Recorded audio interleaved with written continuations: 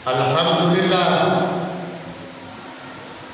alhamdulillahilladzi khassa awliya'ahu bil karamah wa ja'alahu khalaqan li nabiyyil mab'usi bir rahmati wal istiqamah. Asyhadu an la ilaha illallah wahdahu la syarika lah, syahadatan tunji qailaha yawmal usrani wal nadam. Wa asyhadu anna Muhammadan abduhu wa rasuluhu as-safiu min ahwali yaumil qiyamah. Allahumma shalli wa sallim wa barik ala sayyidina wa nabiyyina wa maulana Muhammad sallallahu alaihi wasallam mimma ba'usi rahmatan lil kafatil ummah. Amma ba'da ya ibadallah, usikum wa nafsi bitaqwallah faqad fazal muttaqun wa ahuddukum ala ta'atihi la'allakum tuflihun. Ittaqullah haqqa tuqatih wa la tamutunna illa wa antum muslimun. Faqad qala ta'ala fi mahkamatil azimah, a'udzu billahi minasy syaithanir rajim. Qul bi fadlillah wa bi rahmatihi fa bidzalika falyafrahu wa khairun mimma yajma'un. Wa fi ayatin ukhra, falladzina amanu bihi wa azzaruhu wa nasaruhu wa tabau nural ladzi unzila ma'a ulaika humul muhtadun. Shadaqallahul azim wa balagha rasuluhun nabiyul habibul karim wa nahnu ala dzalika minasy syahidin wasyakirin walhamdulillahi rabbil alamin. Ma'asyiral muslimin jemaah salat Jumat yang dimuliakan oleh Allah. Pertama-tama dan yang paling utama, marilah kita senantiasa memusatkan perasaan kita di dalam merenungi dan memikirkan tentang adanya keimanan serta ketakwaan kita kepada Allah Subhanahu wa taala. Karena iman dan takwa ini sangat menentukan terhadap diri kita ketika kita menghadap kepada Allah Subhanahu wa taala. Salah satu sahabat Nabi yang bernama Abu Sa'id Al-Khudri, beliau pernah bercerita, satu ketika ada seorang laki-laki yang datang menemui baginda Rasulullah sallallahu alaihi wasallam. Lalu orang laki-laki ini berkata, "Ausini ya Rasulullah, berilah aku wasiat wahai Rasulullah." Qala, lalu Nabi menjawab, "Alaika bitaqwallah fa innahu jima'u kulli khair." Tetaplah kamu selalu bertakwa kepada Allah, karena takwa itu berkumpul segala bentuk kebaikan yang diberikan oleh Allah Subhanahu wa taala. Dengan adanya wasiat dari baginda Rasulullah sallallahu alaihi wasallam mengajarkan kepada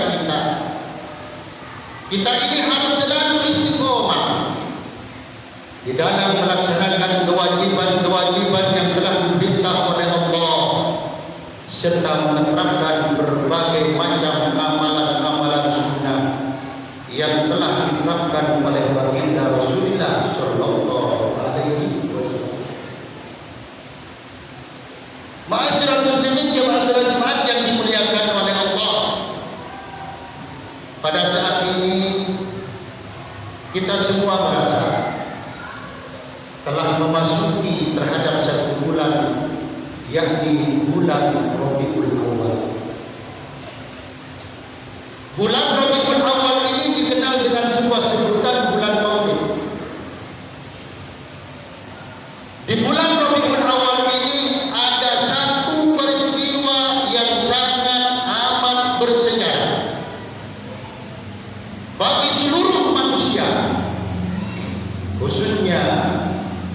umat Islam dan lebih khusus lagi bagi umatnya baginda Rasulullah Sallallahu Alaihi Wasallam.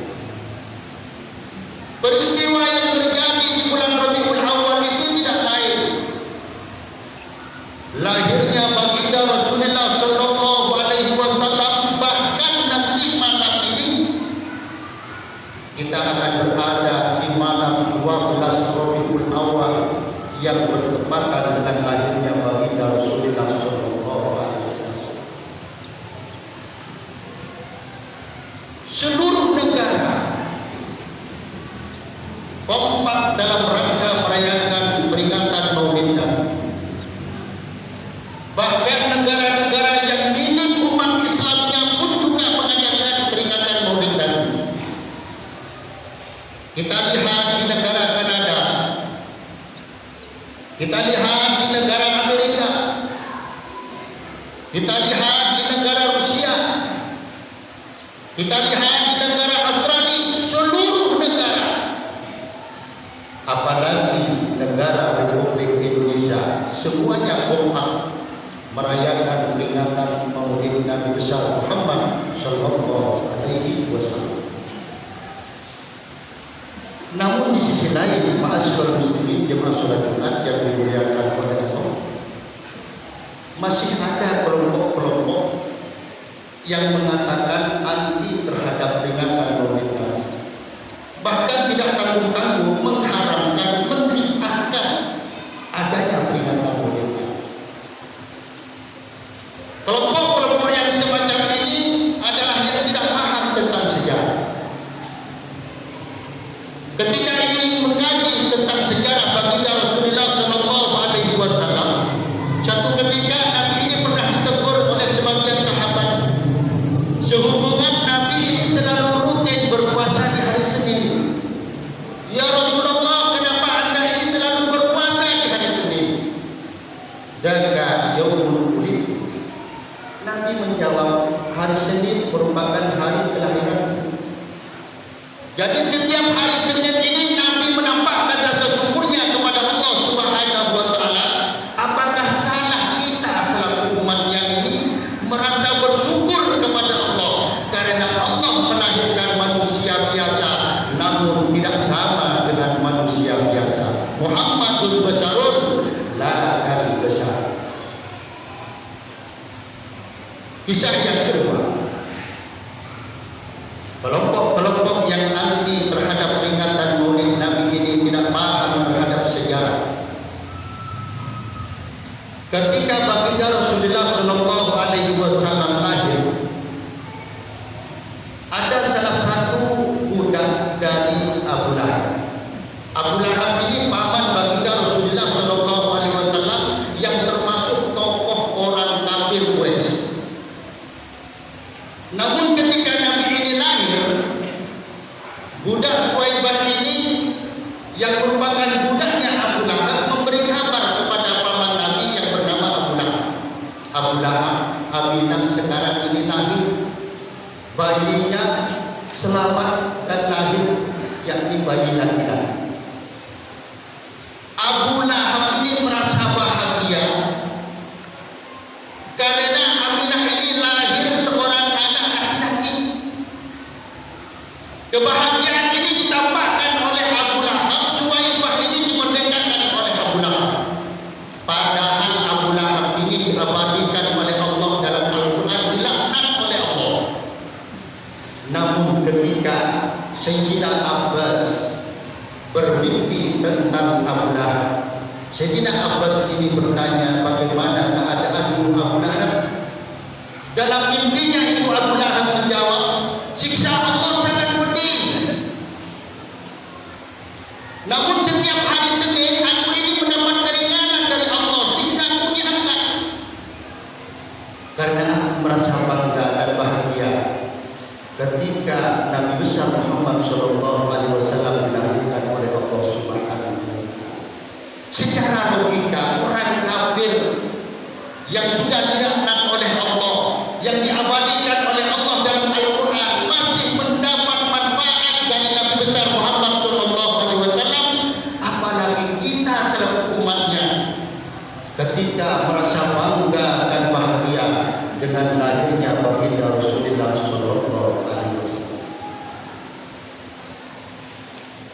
seorang ulama Ibnu Taimiyah. Beliau ini terkenal ulamanya orang-orang Wahabi. Sebagian orang-orang yang tidak suka terhadap peringatan Maulid Nabi itu adalah orang-orang Wahabi. Namun Ibnu Taimiyah yang dikenal ulamanya orang-orang Wahabi ini sangat merespon terhadap adanya peringatan Maulid Nabi. Dalam sebuah karangan kitabnya beliau ini mengungkapkan ta'dhimul maulid wa tighaduhu musiman wa yaf'aluhu ba'dun nas. Ketika seseorang itu mengagungkan kelahiran Nabi yang sudah mentradisi yang biasa dilakukan oleh sebagian manusia, wa yakunu lahu fihi ajrun azim. Kata Ibnu Taimiyah ini akan mendatangkan pahala yang sangat besar. Alasan beliau di husni qasdihi, karena orang itu bermaksud baik, berniat baik. Wa ta'dhimu li Rasulillah sallallahu alaihi wasallam, dalam rangka mengagungkan kelahiran baginda Rasulullah sallallahu alaihi wasallam. Ada sebagian ayat yang menjelaskan tentang perintah kita untuk mengagungkan dan memuliakan kepada baginda Rasulullah sallallahu alaihi wasallam. Dalam salah satu surah Al-A'raf ayat 150, di akhir ayat itu ada sebuah kalimat falladzina amanu bihi wa azzaruhu wa nasaruhu wa tabaru nural ladzi unzila ma'ahu ulaika humul muflihun.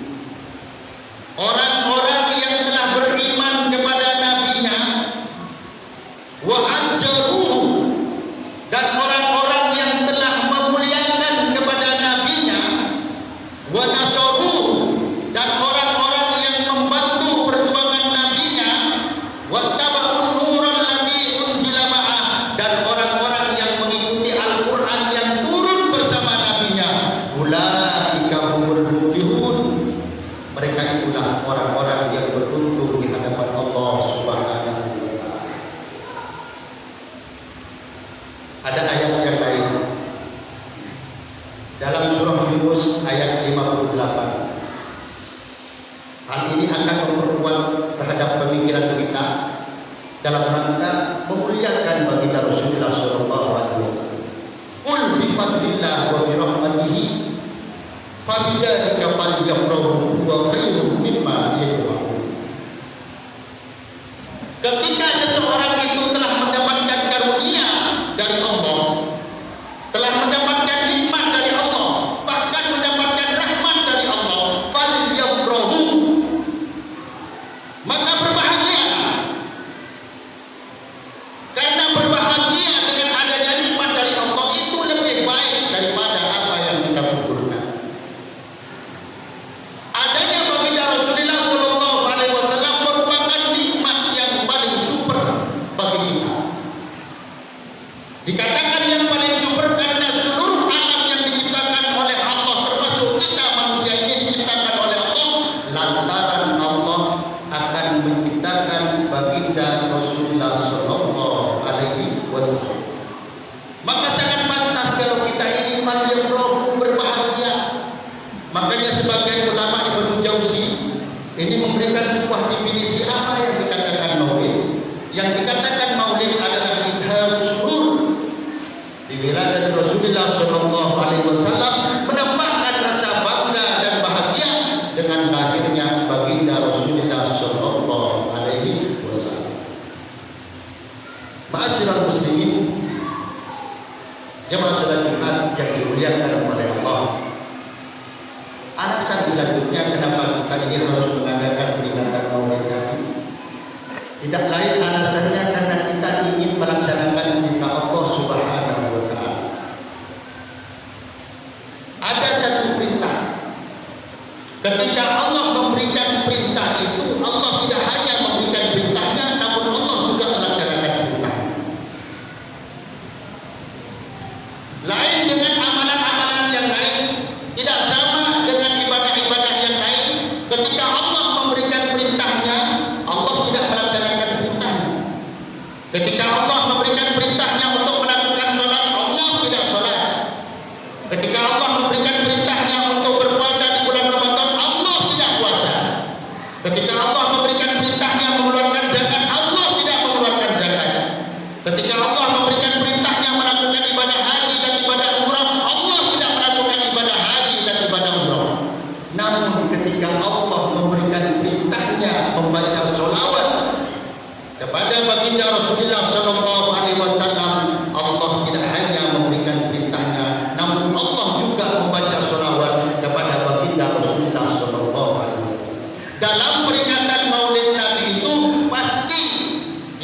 semua membaca sholawat kepada baginda Rasulullah Sallallahu Alaihi Wasallam. Dalam surah Al-Anbiya ayat 56, Allah Subhanahu wa taala berfirman, "Innallaha wa malaikatahu yusholluna 'alan nabi ya ayyuhalladzina amanu shollu 'alaihi wa sallimu taslima."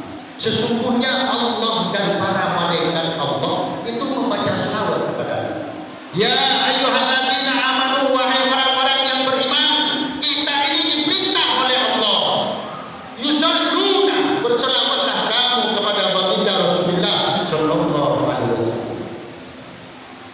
Ada keunikan dalam pembacaan selawat itu. Ketika seseorang membaca selawat, tidak hanya ingat kepada Nabi, akan tetapi Allah juga ingat. Lain ketika kita ini berzikir, namun ketika seseorang itu membaca selawat, tidak hanya ingat kepada Nabi, Allah juga ingat. Karena dalam pembacaan selawat itu ada kalimat Allahumma. Dalam selawat itu ada kalimat Ya Rabbi. Dalam selawat itu ada kalimat Maulai. Dalam selawat itu ada kalimat Sallallahu.